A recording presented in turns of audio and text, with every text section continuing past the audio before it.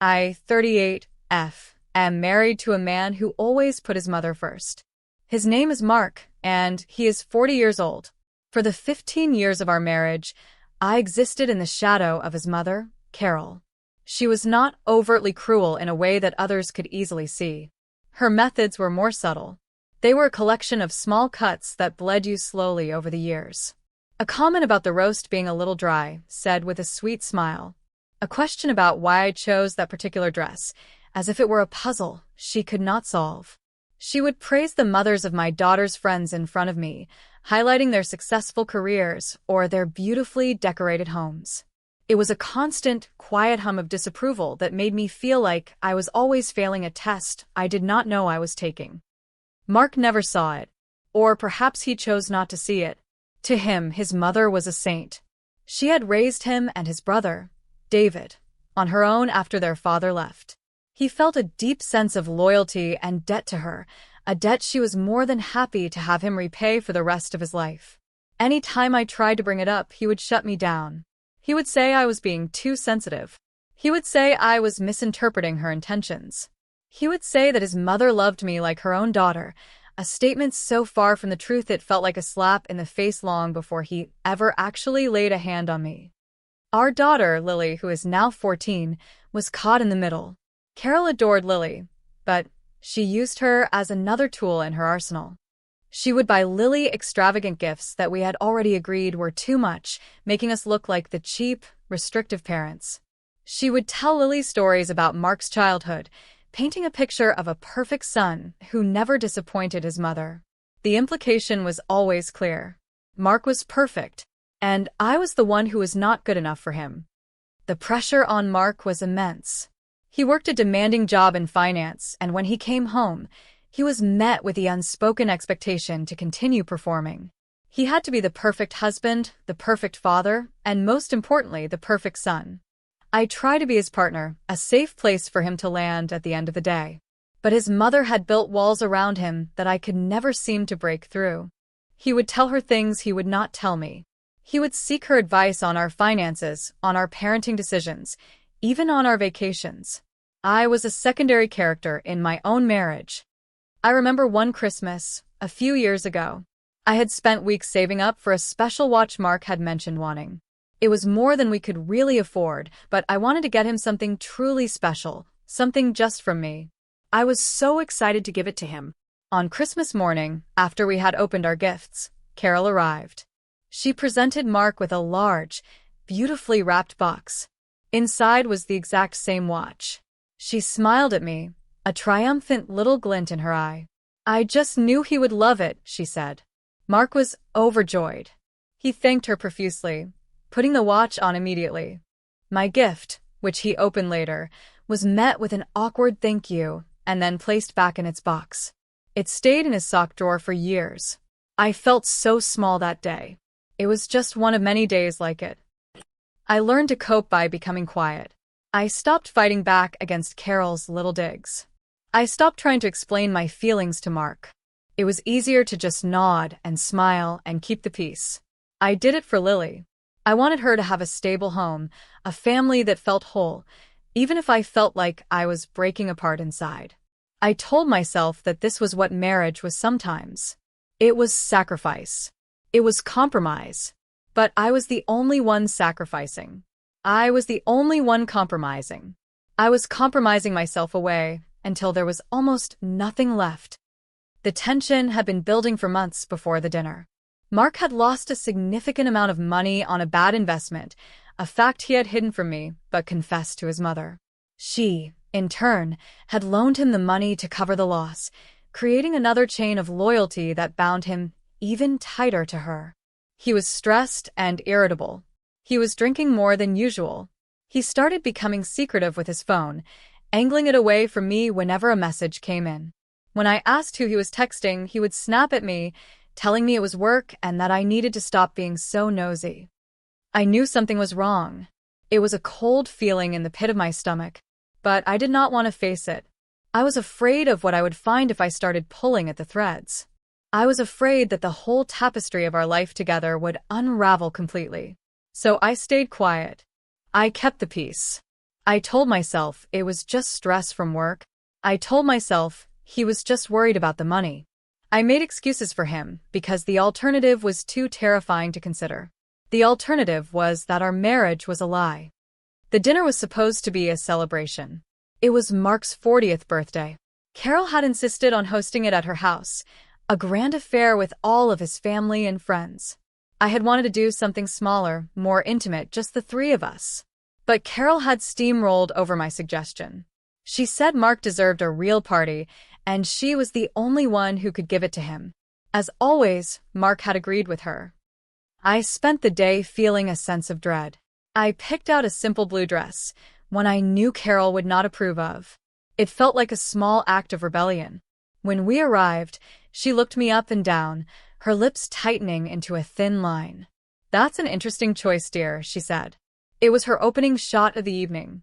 I just smiled and walked past her into the living room, which was already crowded with people. Mark was in his element.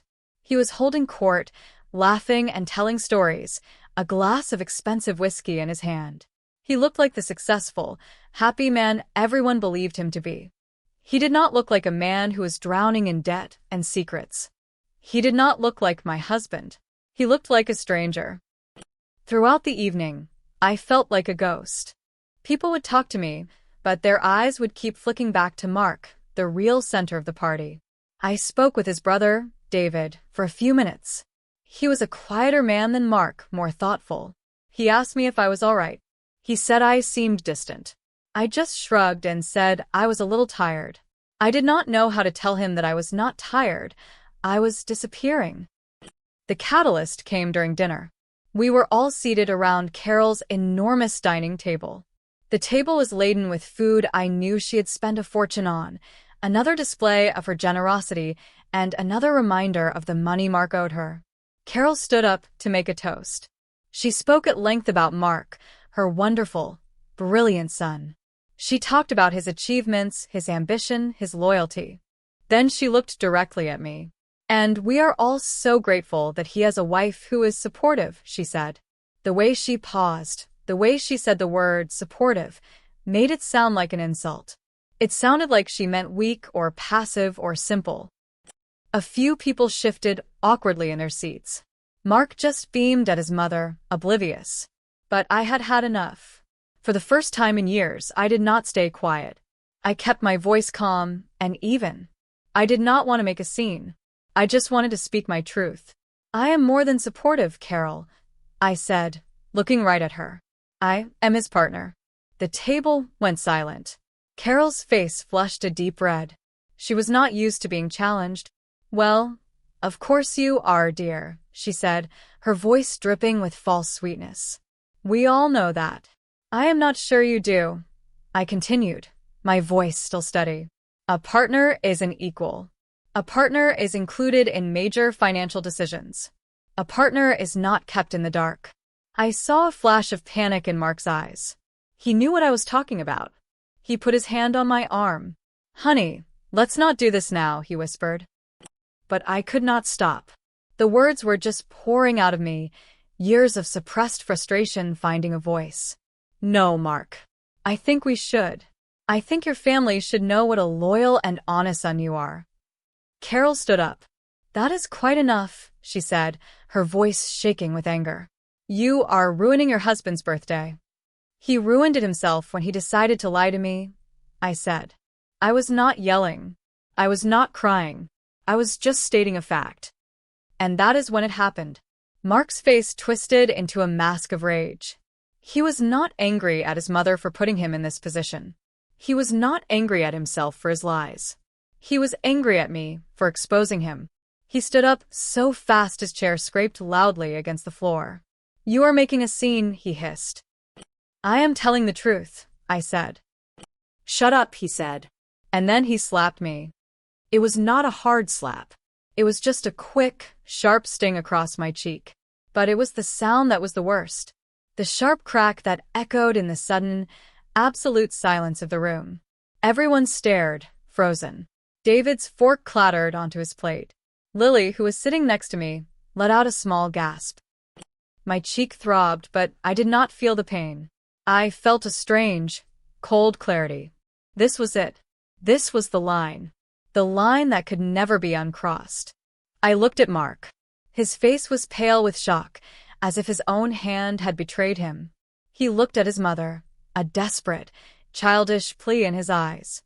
Carol was the first to move. She rushed to his side, ignoring me completely. "Mark, darling, it's all right," she cooed, putting her arm around him. "She pushed you. She provoked you." I just stared at them. He had just hit me in front of 20 people, and his mother was comforting him. I felt a laugh bubble up in my throat, a hysterical, broken sound. I pushed my chair back and stood up. I did not say a word. I looked at Lily. Her eyes were wide with fear and confusion. I held out my hand to her. She took it without hesitation. We walked out of that dining room. No one tried to stop us. We walked through the house and out the front door, leaving the sound of Carol's frantic whispers behind us. We got in the car. I drove us home in complete silence. The only sound was the quiet sniffles coming from the passenger seat, where my daughter was crying for a family that had just imploded. When we got home, I held her for a long time. I did not have any words of comfort. I only had the cold, hard certainty that my marriage was over. And that my silence was over, too. The drive home was the longest 15 minutes of my life. The silence in the car was heavier than any argument we had ever had. Lily sat beside me, her body rigid, staring out the window at the passing streetlights. I could feel her trying to be strong for me, trying not to cry, but every so often a small, choked sob would escape her. I reached over and placed my hand on her knee, a silent gesture of comfort that felt completely inadequate. What could I possibly say to her? How could I explain what had just happened? Her father, the man she adored, had just struck her mother in front of their entire family. There were no words for that. When we walked into our house, the quiet felt different. It was not the peaceful quiet of a home at rest. It was an empty, echoing quiet. The house felt like a museum of a life that was no longer real. I walked Lily to her room and tucked her into bed, just like I did when she was a little girl. She clung to me, her face buried in my shoulder. "Is Dad coming home?" she whispered. "I do not know, sweetie," I said, my voice hoarse. It was the truth. I had no idea what Mark would do. Part of me expected him to come bursting through the door, full of rage. Another part expected him to stay with his mother, letting her soothe his wounded pride. "Are you going to leave him?" she asked, her voice small. I paused, choosing my words carefully. "Something has to change, Lily. What happened tonight was not okay." "It was never okay," I kissed her forehead. "Try to get some sleep. We will talk more in the morning." She nodded, but I knew she would not sleep. Neither would I. I went downstairs and sat on the couch in the dark, my hand resting on my cheek where his hand had landed. The physical sting was gone, but a deeper ache had settled in its place. It was the ache of betrayal, of humiliation, of 15 years of my life spent trying to please a man who had just shown me how little I truly meant to him. Around 2 in the morning, I heard his key in the lock. My body tensed. I did not move from the couch. He walked into the dark living room and stood there for a moment, a hulking shadow in the doorway. He did not turn on the light. "Are you just going to sit there in the dark?" he asked. His voice was not angry. It was weary. "I did not feel like turning on the lights," I replied, my voice flat. He sighed and came further into the room, sitting in the armchair across from me. For a long time, neither of us spoke. I could smell the whiskey on his breath from across the room. Finally, he broke the silence. "I am sorry," he said. The words sounded rehearsed, hollow. I did not respond. I just waited. "You pushed me," he continued, and there it was. The justification. The blame shifting. My heart, which had been a cold, hard knot in my chest, somehow sank even further. "You embarrassed me in front of my entire family. On my birthday." "You hit me," I said. My voice was quiet, but it cut through the darkness. "I know," he said, his voice dropping to a mumble. "I know. I should not have done that. It will not happen again." It felt like I was watching a scene from a movie, a bad one. This was the part where the wife was supposed to cry, to accept the apology, to promise to be better so it would not happen again. But I felt nothing. Just a profound, chilling emptiness. "You are right," I said. "It will not happen again." He seemed to take that as a sign of forgiveness. He leaned forward. "Good," he said, his voice laced with relief. "We can move past this. It was a mistake." I was stressed. "Your timing was just terrible." I stood up then. I could not sit there and listen to him anymore. I walked over to the window and looked out at the dark, empty street. "I want you to leave, Mark," I said. The silence that followed was different. It was sharp, shocked. "What?" he asked, his voice suddenly losing its weariness. "What did you say?" "I said I want you to leave," I repeated, turning to face him. I still could not see his expression clearly in the dark, but I could feel his anger radiating across the room. "Pack a bag and go to your mother's house." "You cannot be serious," he scoffed. "You are going to throw away our marriage over one mistake." "It was not one mistake, Mark," I said, my voice gaining strength. "It was the final mistake.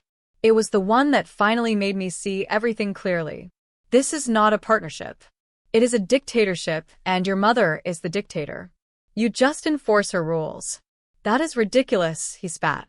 "My mother loves you." I let out that same broken laugh from the dining room. "Your mother tolerates me. Barely. And you let her. You have always let her. You chose her tonight, Mark. When you hit me, you were telling me that her feelings, her comfort, her reputation were all more important than my safety and my dignity. You chose her. So now you can go stay with her." He stood up, his frame blocking out what little light came from the street lamp outside. "You are being hysterical," he said, taking a step toward me. I flinched, an involuntary reaction that I hated. I saw him register it. He stopped. His shoulders slumped. "I would not hurt you again," he said, his voice soft now, pleading. "I do not believe you," I said simply. "And even if I did, it does not matter. The trust is gone. Whatever we had, you broke it tonight. Please, just go." He stood there for another minute, as if he expected me to change my mind, to break down and tell him to stay. When I did not, he turned and walked out of the room. I heard him go upstairs, the sound of drawers opening and closing. A few minutes later, he came back down with a duffel bag in his hand.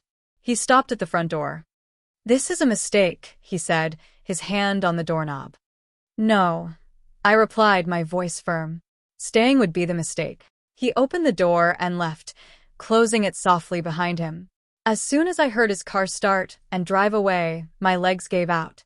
I sank to the floor, the tears I had been holding back finally streaming down my face. I cried for my daughter. I cried for the years I had wasted.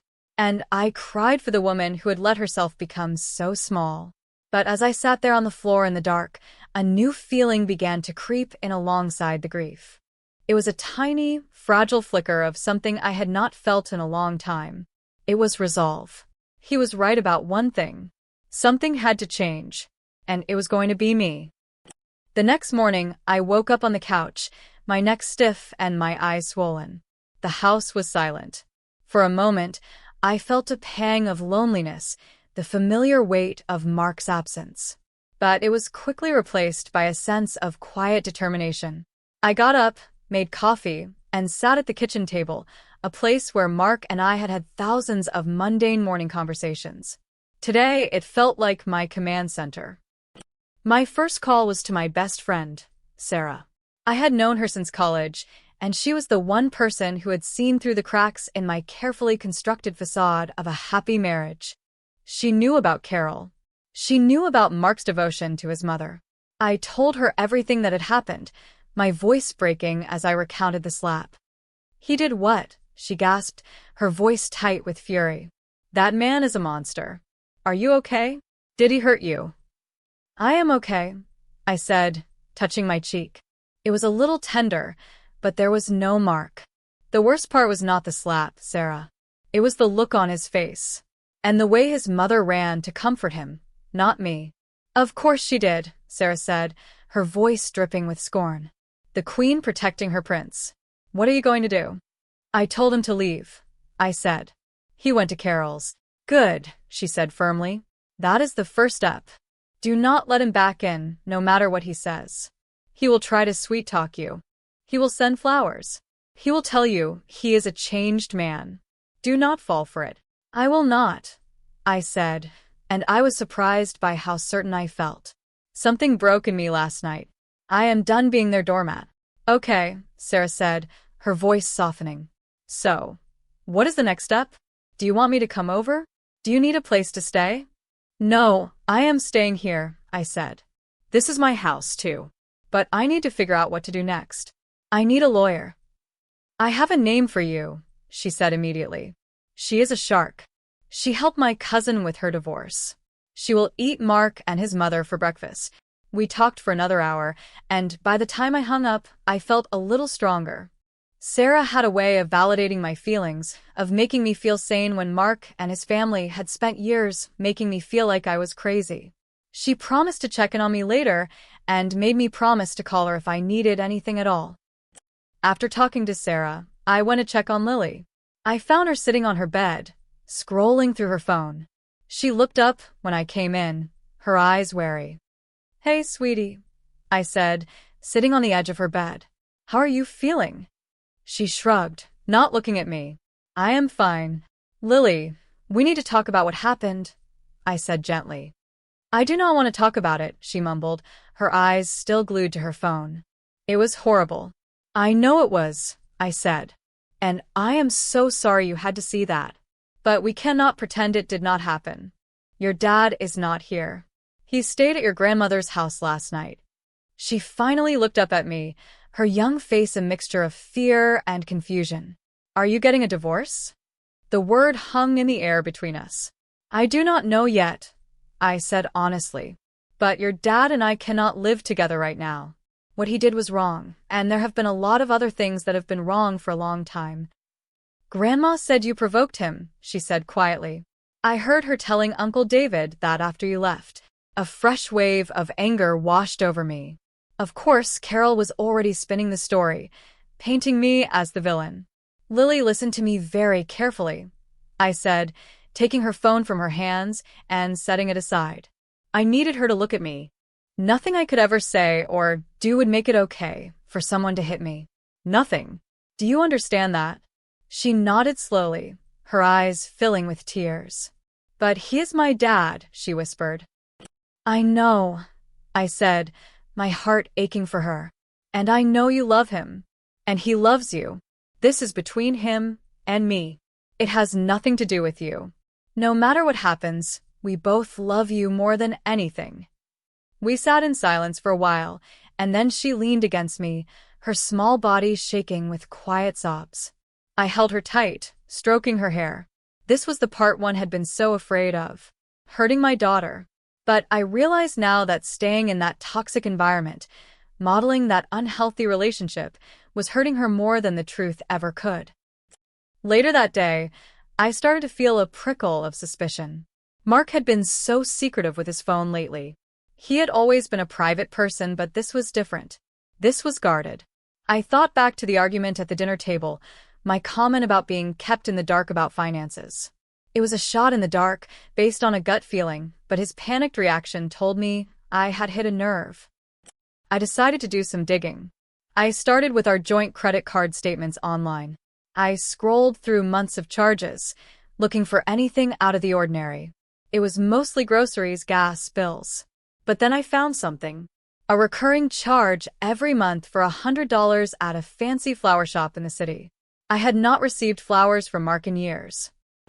Then I looked at her phone bill. We had a family plan, and I could see the call and text logs for all our lines. I scrolled to Mark's number. There it was. One number, called and texted dozens of times a day. Every day. Late at night, early in the morning, during work hours. It was not a number I recognized. My heart started to pound. This was it. This was the thread I had been afraid to pull. I told myself it could be work. He had a new project, maybe it was a colleague. But the late-night calls? The texts at 7 in the morning? It did not feel like work. That evening, Mark called. His voice was calm, reasonable. He did not mention our fight. He just asked how Lily was. "She is confused and upset," I said, my voice cold. "I know," he sighed. "Look, can I come over? I think we need to talk about this like rational adults." "There is nothing to talk about right now, Mark," I said. "I told you I need space. I just want to get some more of my things," he said. "My laptop, some papers from my briefcase." I hesitated. I did not want to see him, but denying him his work things seemed petty. "Fine," I said. "I will leave a box on the porch for you tomorrow morning. Tell me what you need, and I will pack it." "I need to get it myself," he insisted. "There are some sensitive work documents. I will be in and out in 5 minutes. I promise." Against my better judgment, I agreed. He said he would come by the next afternoon when Lily was at her friend's house. The next day, I packed the box as promised, but a new idea was forming in my mind. A risky, terrible idea. Our family had a shared tablet, an iPad that mostly sat on the kitchen counter. We used it for recipes and looking up things online. But I knew that Mark's messages were synced to it. He was usually so careful about his privacy, but the tablet was an old device, something he probably had not thought about in years. My hands were shaking as I picked it up. I swiped it open. And there it was, the Messages app. I tapped on it, my heart hammering against my ribs. The most recent conversations were at the top. I saw my name, Lily's name, his brother David's name. And then I saw another name. A woman's name. Jessica. I tapped on the conversation. And my world fell apart all over again. The messages went back for months. It started out friendly, professional. They worked at the same company in different departments. Then it became flirty. Then it became explicit. There were pictures. There were plans to meet up. There were long, detailed conversations about their future together. He told her he loved her. He told her he was only staying with me because of Lily. He told her he was saving up money to leave me. My blood ran cold. The money he had lost in the bad investment. It was not a loss. He had moved it. He had hidden it. He was building a new life with this woman, using our money. But the worst part, the part that made me feel physically ill, was the way they talked about me. He called me his ball and chain. He complained about how boring I was, how I had let myself go. She would play along, calling me the warden and making cruel jokes. They laughed about the blue dress I wore to his birthday party. He had sent her a picture of me that night, before we left the house. "Look at what I have to put up with," the message said. "Pray for me."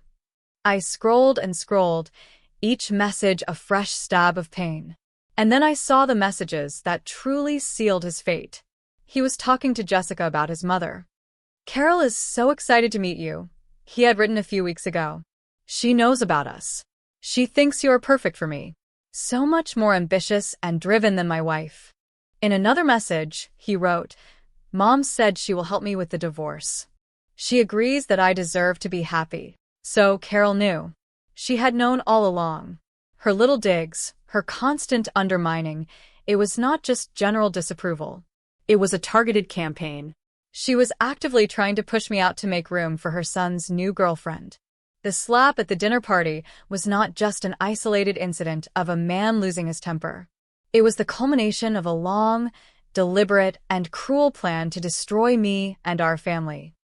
I felt a rage so pure and so cold it was almost peaceful. The grief was gone. The hurt was gone. All that was left was a diamond-hard certainty. They were not going to get away with this. I was not going to slink away quietly with a broken heart and an empty bank account. They had made me their enemy. And they had no idea how formidable an enemy I could be. I heard Mark's car pull into the driveway. I quickly closed the Messages app and set the tablet back on the counter, exactly where it had been. I went to the door and opened it before he could knock. He was standing there looking tired and a little nervous. "Hey," he said, trying for a small smile. "The box is in the living room," I said, my voice devoid of any emotion. I stepped aside to let him in. He walked past me, his eyes darting around the room as if he was looking for something out of place. He picked up the box. "Thanks," he said. "Look, can we just talk for a second?" No, I said. He sighed, a frustrated sound. Why are you being like this? You are acting like I am some kind of monster. I looked him dead in the eye. Are you not? I asked. He flinched, then his face hardened. You know what? Fine. Be this way. But you cannot keep me out of my own house forever. I can and I will, I said. Now, please leave. He stared at me for a long moment, then turned and walked out, slamming the door behind him. I locked it and leaned against it, my body trembling, not with fear, but with adrenaline. The plan was already starting to form in my mind. It was audacious. It was risky, but it was the only way. Carol had wanted a show. I was going to give her one she would never forget. The days that followed were a strange blur of quiet planning and outward calm. I had a new purpose, and it sharpened all my senses. I went about my daily routine, taking Lily to school, going to the grocery store, cleaning the house. But underneath the surface, my mind was racing, fitting the pieces of my revenge together. My first practical step was to secure the evidence. I knew I could not rely on the messages staying on the tablet forever.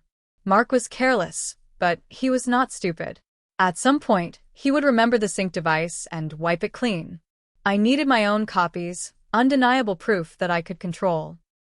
This was where I had to involve Lily, and it was a decision I did not take lightly. I hated bringing her into the ugliness of it all, but I needed her help. She was a digital native, far more tech-savvy than I was. I knew she could do what I needed quickly and without raising suspicion. I found her in her room, doing her homework. I sat on her bed and tried to sound as casual as possible. Hey, sweetie, I started. I was thinking, we have so many family photos on our cloud account. I am worried something might happen to them. I was wondering if you could help me back them all up to an external hard drive. She looked up from her textbook, a little surprised. Sure, Mom. Why? I just think it is a good idea to have a backup, I said, forcing a smile. You know, in case a phone gets lost or something, it was a plausible lie. Okay, she said, shrugging. It is pretty easy.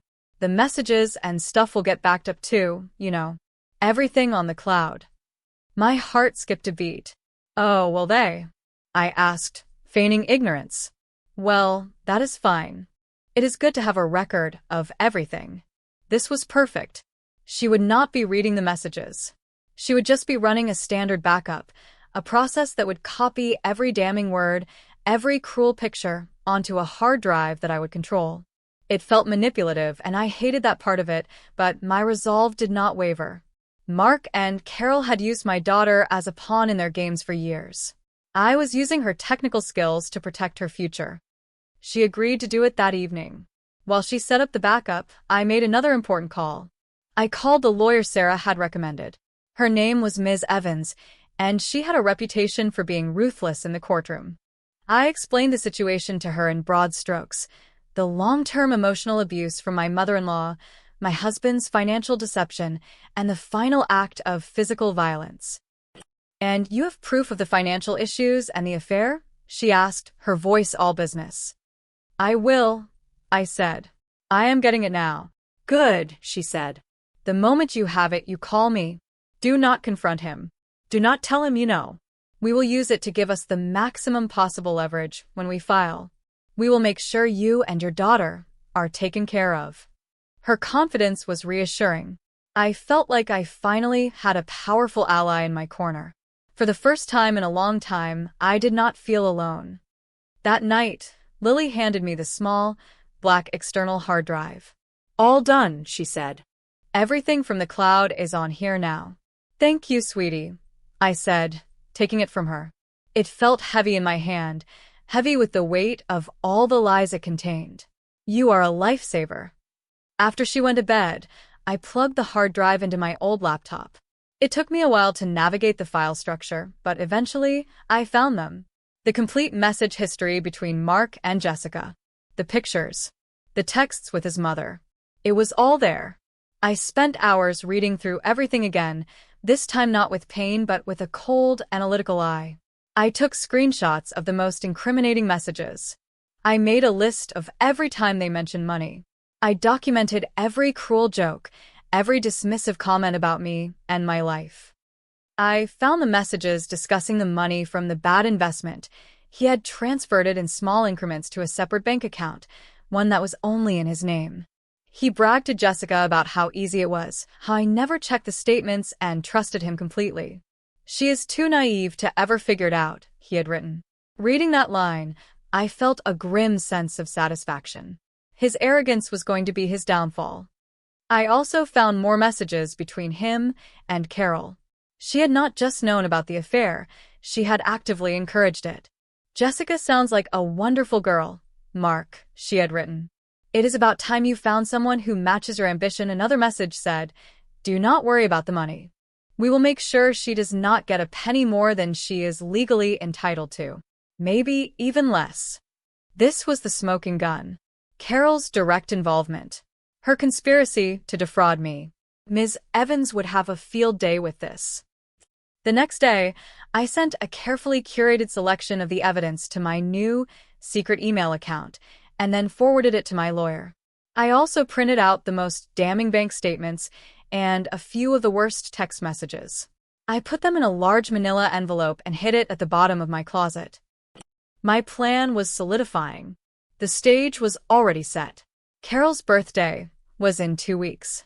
I knew she would be having her annual, over-the-top party. And I knew Mark would expect me and Lily to be there.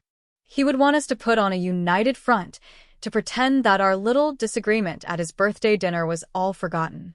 It was the perfect opportunity. The whole family would be there. All of their friends. Everyone they had spent years cultivating their perfect image for.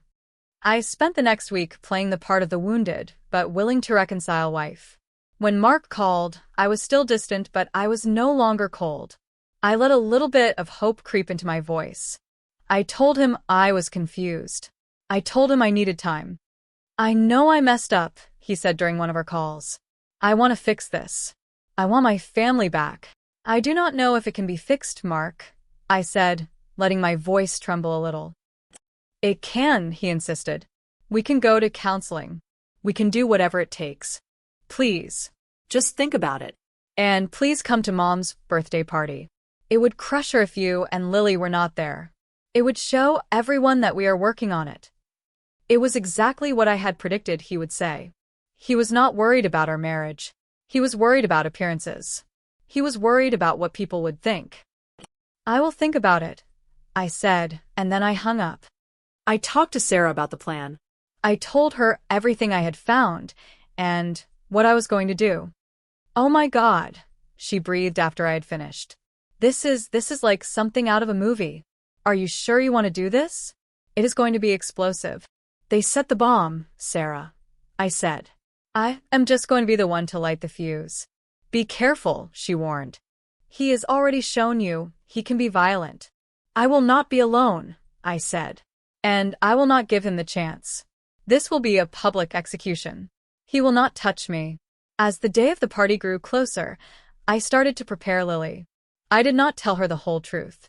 I could not burden her with the knowledge of her father's affair or her grandmother's betrayal. Not yet. But I needed her to play a role. I sat her down a few days before the party. Lily, I said, we are going to go to Grandma's birthday party. She looked at me, her eyes wide. Why? After what Dad did. Because we need to, I said. And I need your help with something. It is very important.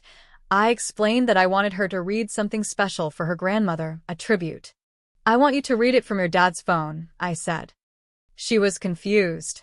From Dad's phone? Why? Because I lied and the lie tasted like ash in my mouth. It is a message that he saved, something that he wrote about his mother that I think is beautiful. I want it to be a surprise for everyone. I had already picked out the message she would read. It was not a poem. It was a short, brutal message from Jessica to Mark, one that I had screenshotted and would send to Mark's phone a few minutes before the big moment. It was a message that would leave no room for doubt. Okay, she said, still looking uncertain. If you say so. You just have to be ready when I give you the signal, I told her. Can you do that for me? She nodded. I can do that. I felt a pang of guilt, but I pushed it down. This was the only way to ensure our freedom. They had underestimated me for 15 years. They thought I was weak. They thought I was naive. They were about to find out how wrong they were. The night of Carol's birthday party, I was not going to be a victim. I was going to be the architect of their downfall. The evening of Carol's birthday party arrived with a cold, steady rain that matched the chill in my heart. I dressed carefully, choosing a simple, elegant black dress. It was a dress of mourning, I thought, for the death of my marriage. But it was also a dress of power. It was sleek, understated, and professional. I was not coming to this party as Mark's wife. I was coming as his judge, jury, and executioner. Lily was quiet as she got ready. She put on the dress we had picked out, a soft green one that brought out the color in her eyes. She looked so much older than 14. There was a new gravity in her expression, a sadness in her eyes that had not been there a few weeks ago. I felt a surge of protective fury. They had done this to her. They had stolen a piece of her childhood innocence. Tonight I was going to make them pay for it. On the drive to Carol's house, I went over the final details with Lily. "Remember, sweetie," I said, my voice calm and steady. "When I start my toast to Grandma, that is your cue. I will give you a little nod. I need you to have your dad's phone ready." "How am I supposed to get his phone?" she asked, a practical question that I had already considered. "He will give it to you," I said. "He will be so desperate to look like a happy family that he will not think twice. Just ask him if you can play a game on it before dinner. He will say yes." She nodded, still looking nervous. "Mom, what is this really about?" she asked, her voice small. I reached over and squeezed her hand. "It is about the truth, Lily," I said. "Sometimes, the only way to fix a broken thing is to show everyone just how broken it is. Tonight, we are going to show them the truth." It was a cryptic answer, but it was the best I could do without telling her everything. As I had predicted, Mark was waiting for us at the door, a wide, fake smile plastered on his face. He was playing the part of the relieved husband, thrilled that his stubborn wife had finally seen reason. He hugged Lily tightly and then turned to me. "I am so glad you came," he whispered, trying to kiss my cheek. I turned my head slightly, so his lips brushed against my hair. "We are here for your mother," I said, my voice cool. I walked past him into the house. The scene was almost identical to his birthday party. The house was filled with the same people, the same friends and family who had witnessed my humiliation. Tonight, they would witness my vindication. Carol greeted me with a tight, brittle smile. "I am so pleased you decided to be sensible," she said, her voice low. "I am always sensible, Carol," I replied, meeting her gaze without flinching. "You should know that about me by now." I saw a flicker of unease in her eyes before she turned away to greet another guest. The power dynamic had already shifted. I was no longer the timid daughter-in-law, afraid to cause a ripple. Tonight I was the storm. We mingled for a while, making small talk. I could feel Mark hovering near me, a proprietary hand on the small of my back. I did not shrug it off. I let him play his part. I needed him to feel comfortable. I needed him to be completely unprepared for what was coming. Just as I had instructed, Lily approached him. "Dad, can I play a game on your phone?" she asked sweetly. "I am bored." Mark, eager to appear like a doting father, handed it over without a second thought. "Sure, sweetie. Just do not run the battery down." Lily took the phone and went to sit on a chair in the corner of the room, her head bent over the screen. I gave her a subtle nod. She nodded back. Phase 1 was complete. I took a deep breath. It was almost time. During dinner, the atmosphere was thick with unspoken tension. Everyone was being pointedly cheerful, trying to ignore the elephant in the room. Mark and Carol were acting as if nothing had happened a few weeks prior. They laughed and told stories, trying to draw me into the conversation. I responded with polite, one-word answers, my mind focused on the task ahead. David, Mark's brother, was watching me. He was seated across the table, and several times I caught his eye. He looked worried. He knew something was wrong, but he did not know what. Finally, after the main course was cleared, Carol stood up, a glass of champagne in her hand. She gave a short, self-congratulatory speech about the joys of family and the importance of loyalty. It was all I could do not to laugh. When she was finished, and the polite applause died down, I stood up. I picked up my own glass. "I would like to make a toast as well," I said, my voice ringing out clearly in the suddenly quiet room. Every eye turned to me. Mark looked surprised but pleased. He probably thought I was going to offer an olive branch, a public apology for my behavior at his party. He was so wrong. "I would like to toast a family," I began, my eyes sweeping across the table, landing first on Carol, then on Mark.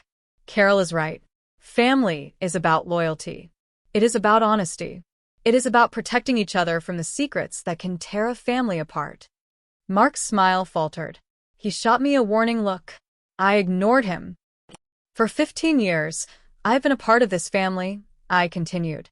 "And I have learned a lot about secrets. I have learned that some secrets are kept to protect people's feelings. But some secrets are kept to protect the guilty."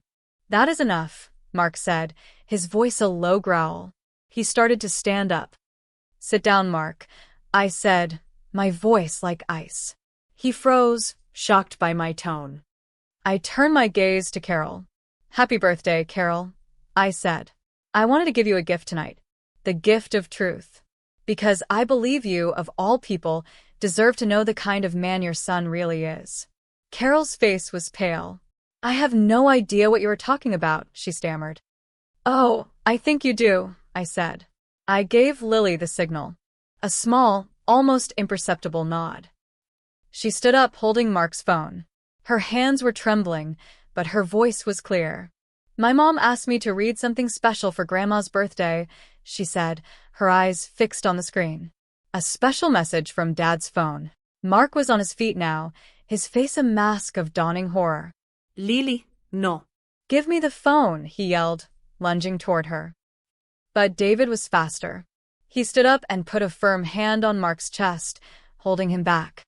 "Let her speak, Mark," David said, his voice grim. And then Lily read the message. Just a few minutes before, I had forwarded a screenshot of a text from Jessica to a group chat I created with Mark and myself, so it would be at the top of his notifications. The message I had chosen was particularly vile. Lily's voice did not waver. She read it loud and clear. "Message from Jessica," she announced. "Cannot wait for you to get rid of the boring old cow and be with me. Did you remember to move the last of the money from the joint account? Her face, when she finds out she has nothing, will be priceless. Love you." A collective gasp went through the room. The silence that followed was absolute, deafening. And then Mark screamed. It was not a word. It was a raw, guttural sound of pure panic and rage. A sound of an animal caught in a trap. He shoved his brother aside and stumbled toward Lily, his hand outstretched to snatch the phone. But I was ready. I stepped in front of my daughter, blocking his path. "Do not you dare touch her," I said. My voice was low, but it carried more menace than his scream. For the second time in as many weeks, we were at a standoff. But this time, I was not the one who was afraid. This time, I had all the power. He stared at me, his chest heaving, his eyes wild with desperation. He looked from me to his mother, who was sitting at the table, her face ashen, her mouth hanging open in shock. He looked at the faces of his friends and family, all staring at him with expressions of disgust and disbelief. His perfect world had just shattered into a million pieces. "This is not what it looks like," he stammered, his voice cracking. "She is lying. She doctored that message." I let out a short, cold laugh. "Am I, Mark?" I said. I reached into the purse I had placed by my chair and pulled out the manila envelope. I opened it and took out the printed bank statements. I threw them onto the table in front of him. "Then I suppose I doctored these too. This is a statement from the secret bank account you opened. The one you have been siphoning our daughter's college fund into for the past 6 months. David picked up one of the statements, his eyes scanning the page. His face darkened with anger. "Mark, what is this?" he demanded. "There are thousands of dollars in here. And I suppose I also doctored these," I continued, my voice relentless. I took out the printed copies of the text messages, the ones between Mark and his mother. I handed one to David. This is a message from your mother to your brother, encouraging him to leave me for his mistress, the one she knew he was stealing from his own family for. David read the message, his expression turning from anger to utter disgust. He looked at his mother, who was now openly weeping, her carefully constructed facade completely crumbled. "Mom," he said, his voice filled with a pain that was almost as deep as my own. "Did you know about this? Did you help him do this?" Carol could not even speak. She just shook her head, burying her face in her hands. Her denial was weaker than water. Mark made one last, desperate attempt to regain control. He turned to me, his voice pleading now. "Honey, please," he said, taking a step toward me. "We can talk about this. In private.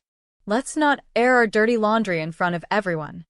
"You lost the right to privacy when you put your hands on me," I said, my voice dropping to a near whisper, yet every person in the room heard it. "You lost the right to my discretion when you conspired with your mother and your mistress to steal my future. You call this dirty laundry, Mark?" "I call it evidence." I turned to the stunned guests. "I am sorry that Carol's birthday party has been ruined, but I am not sorry for telling the truth. This man is a liar, a thief, and an abuser. And his mother is his willing accomplice." I walked over to Lily, who was standing frozen, the phone still clutched in her hand. I put my arm around her. "Come on, sweetie," I said gently. "Let's go home." As we walked toward the door, no one said a word. The silence was my victory. It was their shame. It was their judgment. Just as we reached the doorway, David called out my name. I stopped and turned. He walked over to us, his face etched with sorrow and apology. "I am so sorry," he said, looking from me to Lily. "I had no idea. I swear, I had no idea." "I know, David," I said. And I did. He was a good man trapped in a toxic family. Thank you for stopping him. He nodded, his eyes filled with a deep regret. "Where will you go? Are you going to be okay?" "We are going to be more than okay," I said, and for the first time, I truly believed it. "We are going to be free." I walked out of that house with my daughter by my side, and I did not look back. I did not need to. I had not just lit the fuse.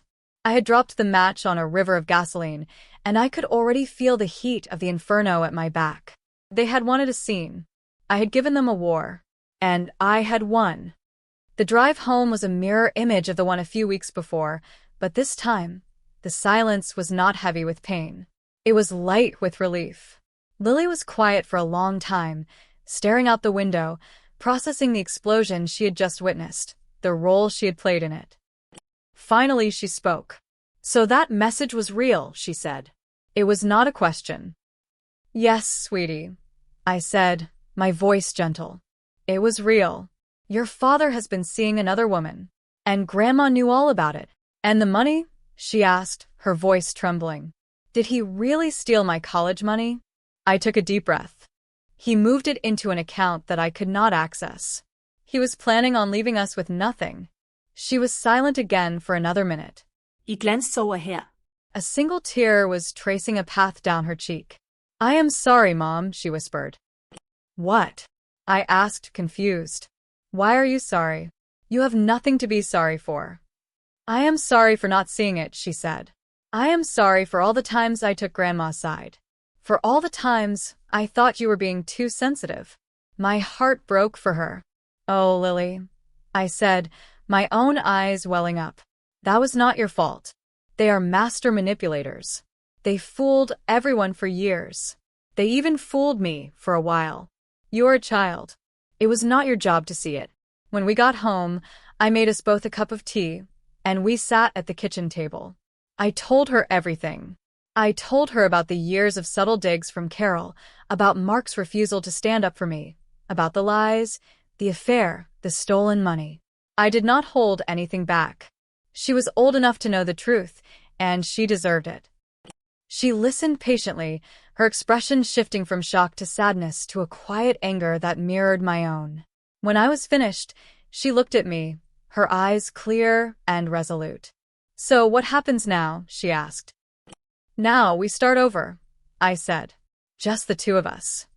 The fallout from that night was swift and brutal. The next morning, my phone started ringing. The first call was from a hysterical Carol. She screamed at me, called me a monster, a homewrecker. She accused me of destroying her family. Your son did that all by himself, Carol, I said calmly, and then I hung up the phone. I blocked her number. The next call was from Mark. He sounded broken. He was sobbing, begging me to take him back. He said Jessica meant nothing, that it was all a mistake. He said he would pay back all the money. He said he would do anything. It is too late, Mark, I said, my voice flat. There is nothing left to save. I have already spoken to a lawyer. You will be hearing from her. I hung up and blocked his number as well. Then David called. He sounded exhausted. I just wanted to let you know, he said. I took Mom home last night. Mark is staying with a friend. I do not think our family will ever be the same. Good, I said. It needed to be broken so something better could be built in its place. For what it is worth, he said, I am on your side. What they did was unforgivable. If you need anything, a witness, a character reference, anything at all, you call me. Thank you, David, I said, and I was genuinely grateful. That means a lot. I met with my lawyer, Ms. Evans, the following week. I gave her the hard drive with all the evidence. She listened to the whole story, her expression grim. When I was finished, she leaned back in her chair. Well, she said, they have certainly made this easy for us. With this evidence of financial fraud and conspiracy, not to mention the admission of an affair in front of 20 witnesses, we are going to get you everything. The house, full custody of your daughter, significant alimony and child support, and every penny he stole from you, plus damages. And she was right. The divorce was not a battle. It was a surrender. Mark and Carol had no defense. Their reputations were in tatters. Word of what had happened at the party spread like wildfire through their social circle. Friends they had known for years stopped calling. They were ostracized, publicly shamed. Mark's company launched an internal investigation into his conduct. The financial infidelity, combined with the fact that his mistress worked at the same company, was a violation of their code of conduct. He was fired within a month. The last I heard, he had moved back in with his mother. The two of them, trapped together in that big, silent house, with nothing but their bitterness and their shame for company. It was a more fitting punishment than I could have ever designed. A few months after the divorce was finalized, I was sitting on the porch of my house, our house, watching the sunset. Lily came out and sat next to me. We were quiet for a while, just enjoying the peaceful evening. Do you ever miss him? She asked softly. I thought about it for a moment. I thought about the young man I had fallen in love with, the life I thought we would have. I miss the idea of him, I said honestly. I miss the man I thought he was. But the man he became? No. I do not miss him at all. She nodded, leaning her head on my shoulder. Me neither, she said. I like it better with just us. Me too, I said, putting my arm around her. We sat there until the sky was dark and filled with stars. The house was quiet. The phone was not ringing. There were no more secrets, no more lies, no more walking on eggshells. There was just peace. The slap had been meant to silence me, to put me back in my place. But it had done the opposite. It had woken me up. It had given me a voice. Mark had screamed that night because he was terrified of the truth. He screamed because the truth was louder than his slap. And for the first time in our lives, everyone finally heard it.